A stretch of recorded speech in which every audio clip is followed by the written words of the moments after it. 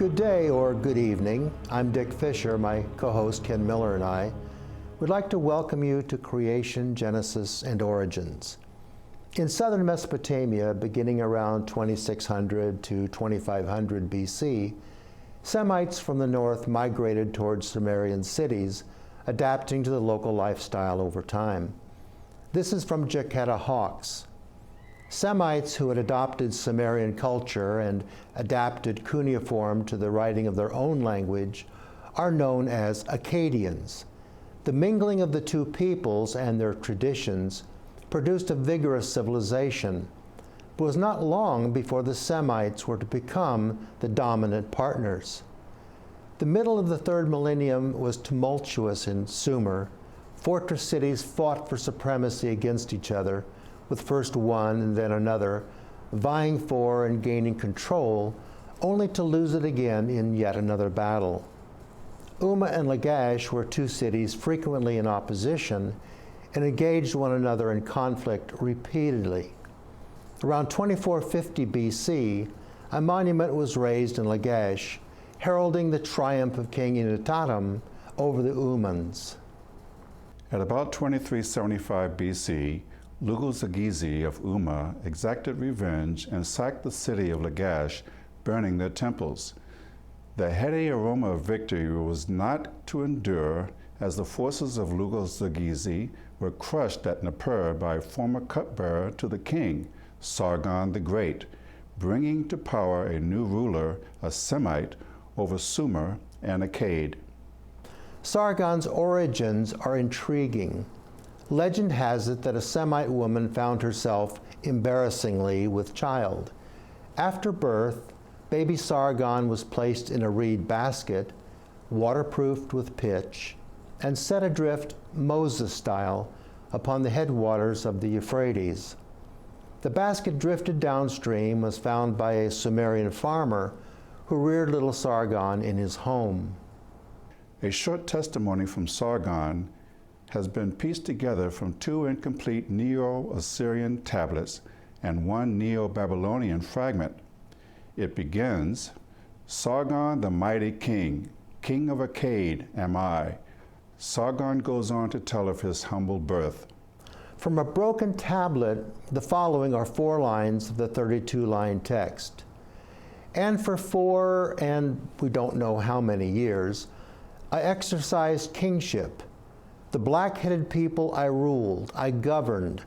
Whatever king may come up after me, let him rule. Let him govern the black-headed people." Building on what we have learned, these words from the Semite king imply that he was ruling over a people whose racial characteristics were different from his own people. Clearly, it refers to the Sumerians. Sargon came from Nimrod's city of Akkad. Starting his career as cupbearer to the king of Kish, Sargon launched an effective military campaign and, after crushing Lugal-Zagizi's army, began his rule. Archaeologist Andre Perot wrote, "The Sumerian kingdom of Lugal-Zagizi soon fell entirely into the hands of Sargon, whose full title proudly proclaimed him to be lord and master of the 4 quarters of the world, namely, Amaru to the west, Subartu to the north, Sumer and Akkad to the south, and Elam to the east." The Sargonate period, also called the Akkadian period of Mesopotamian history, lasted about 150 years and saw 5 kings come to power.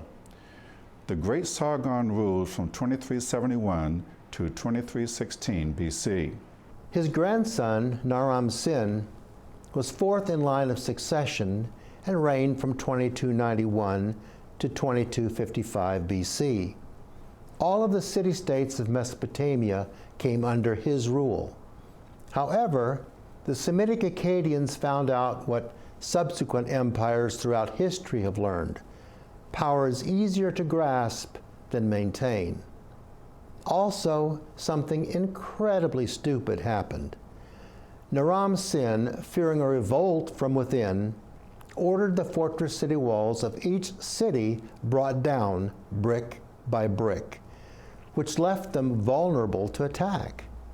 Continual raids from without and revolts from within weakened the Akkadian hegemony until the nomadic Gutians toppled the Sargonid dynasty around 2200 BC.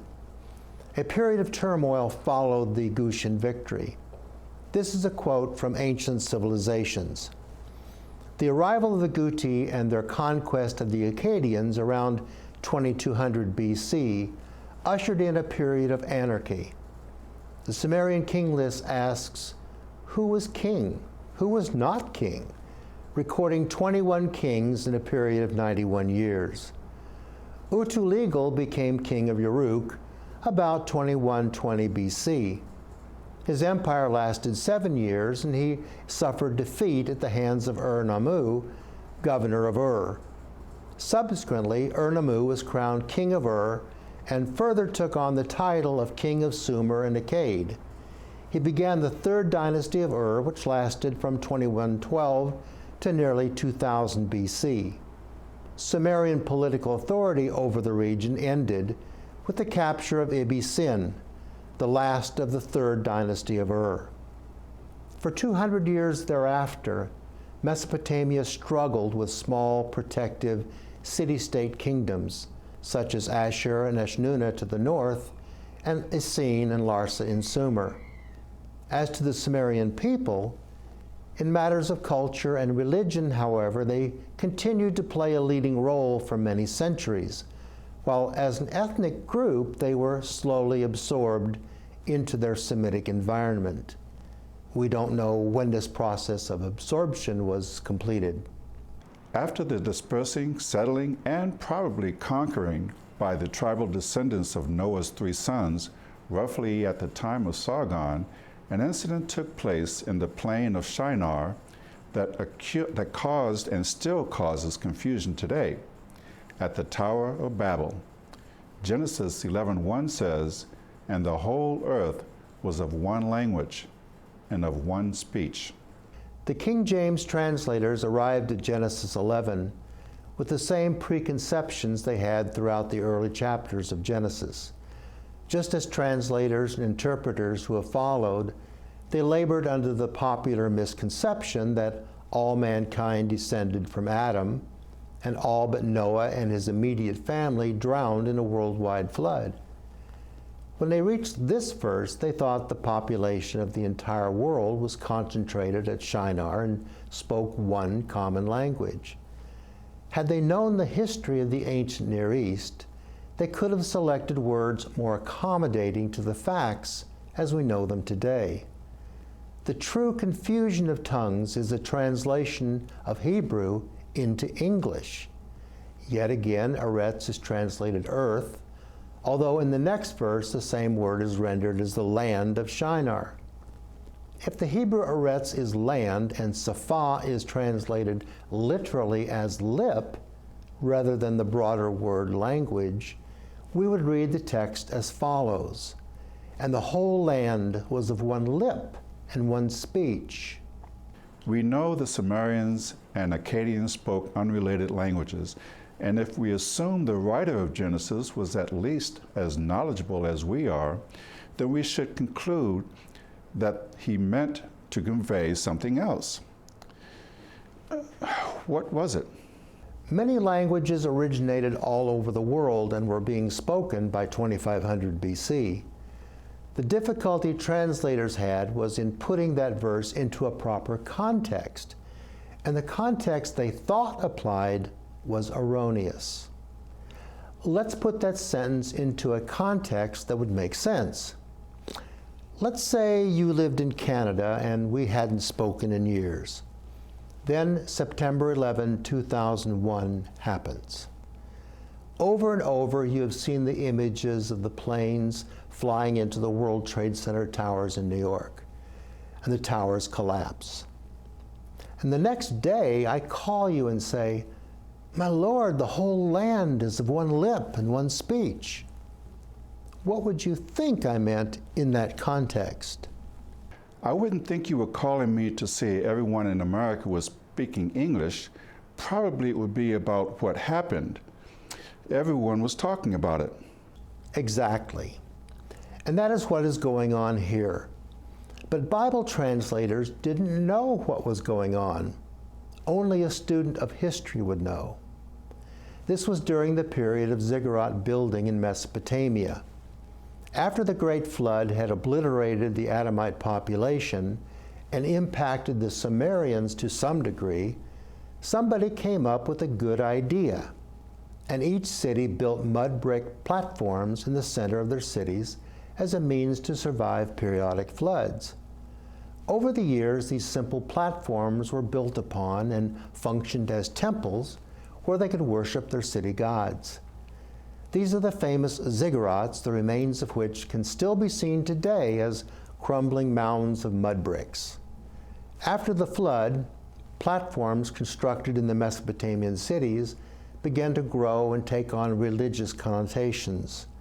Mud brick mounds that had originally been constructed to survive floods became ziggurats adorned with temples of worship, the dwelling places of the gods. And temples were constructed dedicated to whatever god was protecting each individual city. The Atlas of Mesopotamia located over 30 ziggurats and temple mounds in Mesopotamia, including some in Persia. Andre Perot identified 33 towers in 27 different cities, adding it was sometimes possible for one city to have several ziggurats. These were massive, demanding civic works projects that drug on for countless decades, covering possibly 900 years from the flood until Sumer was destroyed in 2000 BC. Both the Akkadians and Sumerians were polytheistic during this time frame. They believed their destinies were in the hands of capricious gods who decided their fates. Life was hard for them.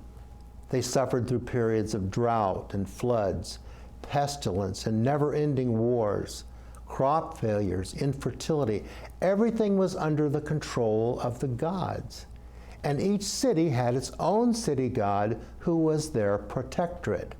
For example, at Ur, the moon god Nana fulfilled that role, and at Sippar, it was the sun god Utu who looked out over them.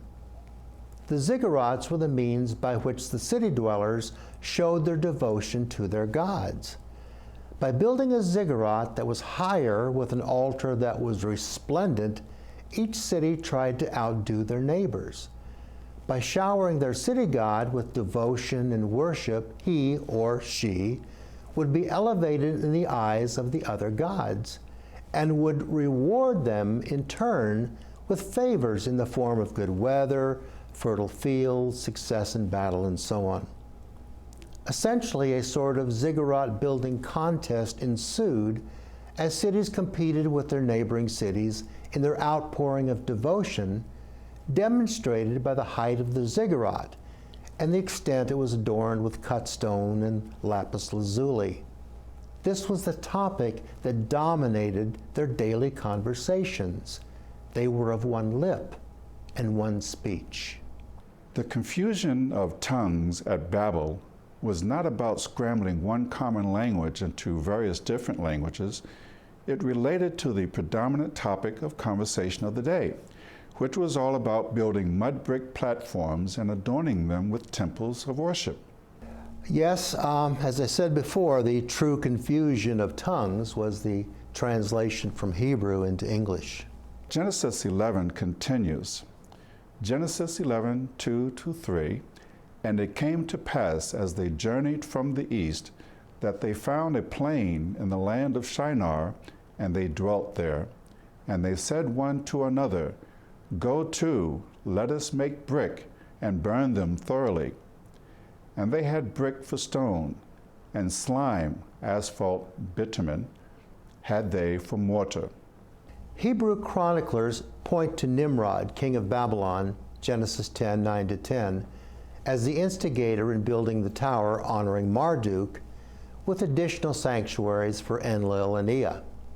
According to Louis Ginsburg, who wrote The Legends of the Jews, city councilors with their eyes on neighboring cities proposed the plan of erecting a tower, and Nimrod, the reigning monarch, agreed to it.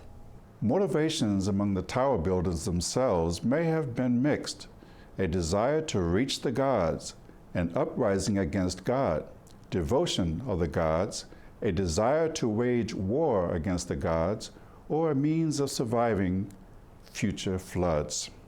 There is also a clue in Genesis 11:4. And they said, "Go to, let us build us a city and a tower, whose top may reach unto heaven, and let us make us a name, lest we be scattered abroad upon the face of the whole earth." Gudea, king of Lagash, built the Inunu temple to worship Ningirsu, city god of Girsu, modern Tello, constructed from burnt bricks and bitumen from Bitumen Lake, quote unquote. Besides the similarity in building materials, note the similarity in attitude and aspirations with the builders at Babel. In Gudea's words, the temple was an object of admiration to the eyes of the gods. A sense of this pride and competitive spirit that was emblematic of virtually every city in Mesopotamia can be seen in this liturgy. The shrine with a couch will be built like a perfect mountain. As the holy stone vessel of the deep it rose. On account of the great name which he had made for himself, he was received among the gods into their assembly. Notice the commonality between the great name which he had made for himself in the liturgy with "let us make us a name" in Genesis 11:4. It's hard to know what was foremost in the minds of these people caught up in this monumental enterprise. Whatever the initial incentives were, the builders at Babylon became caught up in this city versus city competition with their neighbors. In a unified and prideful effort, each city tried to elevate their own god, raising his status among the other gods, and reap the rewards that would improve their lives. The presence of Nimrod as the reigning monarch over the city of Babylon suggests that at least some of the residents were descended from Ham. The children of Arphaxad, descendants of Shem, named in the same chapter of Genesis, were likely residents too, and unless they abstained, took part in a common civic works project. The following was written by 9th century Byzantine chronicler George Synkelos. And Nimrod incited them to insolence towards God and contempt. The grandson of Ham, the son of Noah, and a daring man of action, he persuaded them not to attribute to God the prosperity they had through him, but to think that their own virtue furnished this to them. And he began, little by little, to transform the state of affairs into a tyranny, lawlessly believing that if they continuously lived under the same power, people would abandon their fear of God. And he started threatening to retaliate against God if he resolved to flood the earth again, for he would build a tower higher than the water was able to reach, and he would avenge the destruction of their forefathers. And the population was eager to follow the teachings of Nimrod, considering its servitude to give way to God. And they began to build the tower, and was built from baked bricks cemented with asphalt, so that it would not wash away. City dwellers in other parts of the Mesopotamia were likewise engaged at a time in history from about 2400 to 2000 BC, when major cult centers became preoccupied with building ziggurats. This comes from the Atlas of Early Man. In Mesopotamia, the temples of the pre-dynastic period developed into grandiose monuments which dominated not only the cities they were meant to serve, but the whole of the valley floor.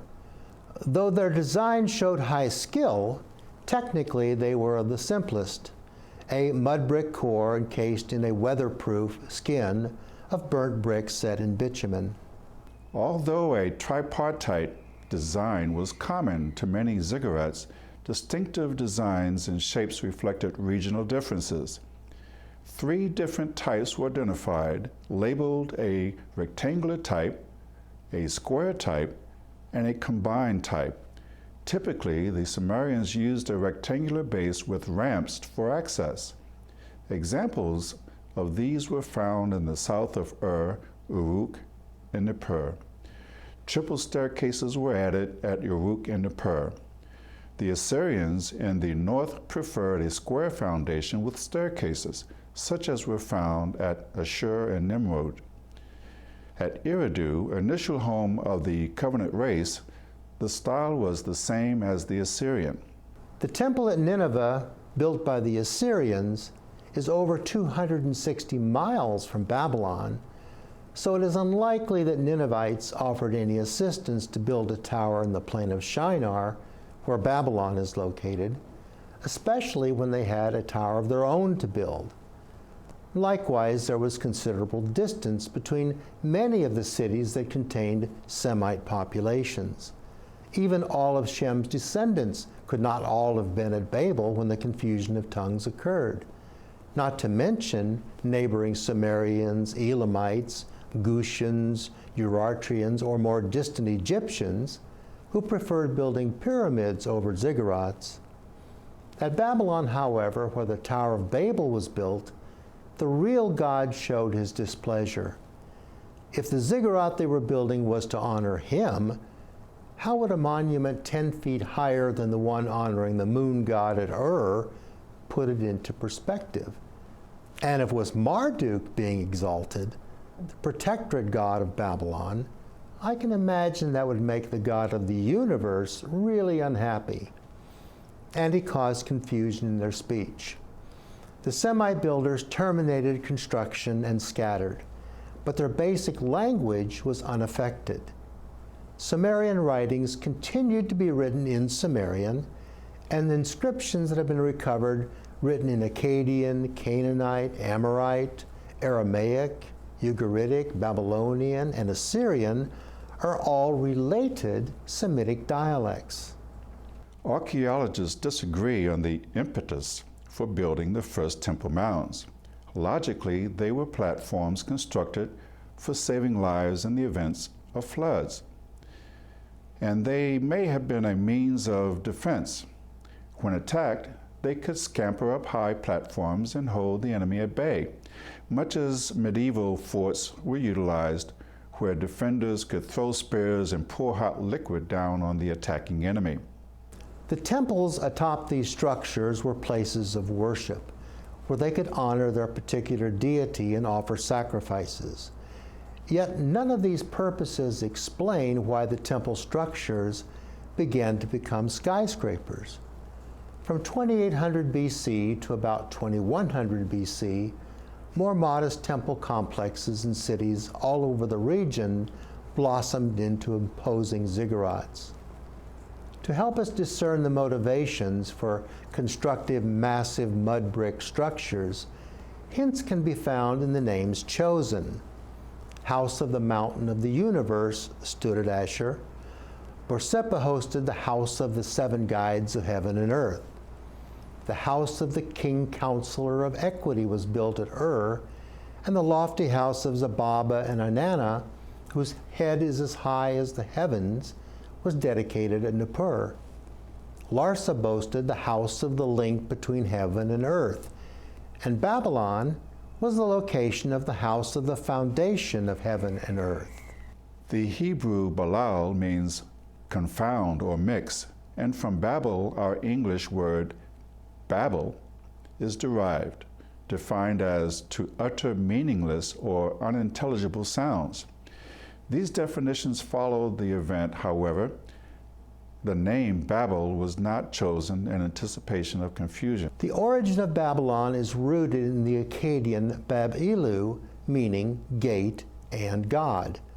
And Babel comes from the Hebrew Babel, also meaning gate of God.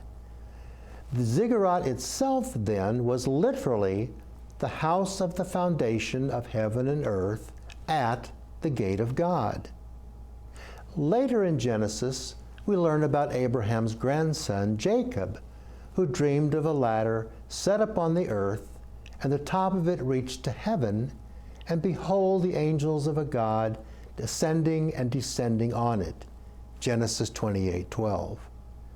He proclaimed that place Bethel, the house of God, and this is the gate of heaven, Genesis 28:17.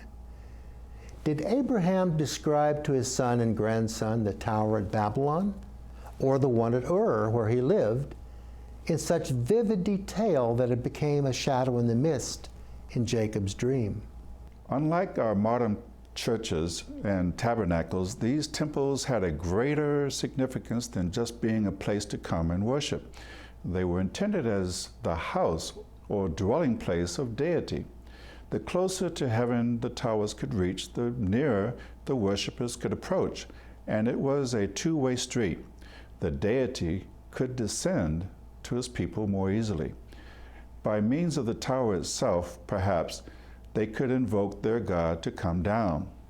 André Perot touches on the ziggurat as a link. Thus, the ziggurat appears to me to be a bond of union, whose purpose was to assure communication between earth and heaven. Even when this idea is not actually clearly expressed, it is nevertheless implicitly suggested, for what is the mountain but a giant stepladder, by means of which a man may ascend as near as possible to the sky, not only in order to touch it, but also and especially to approach nearer to the deity whom he seeks and whose descent towards mankind he wishes at the same time to facilitate. Was this in the minds of the tower builders? Perhaps if the sanctuary was high enough and the sacrifices were appealing or in sufficient abundance, the resident god might be enticed to come down and dwell among the people. The prophet Isaiah sounded that appeal. "Oh, that thou wouldest rend the heavens, that thou wouldest come down, that the mountains might flow down at thy presence." Ultimately, there was success. God did come down, but not then, not striding down the steps of a Mesopotamian ziggurat. God came down over 2,000 years later in Bethlehem, in the land of Judea.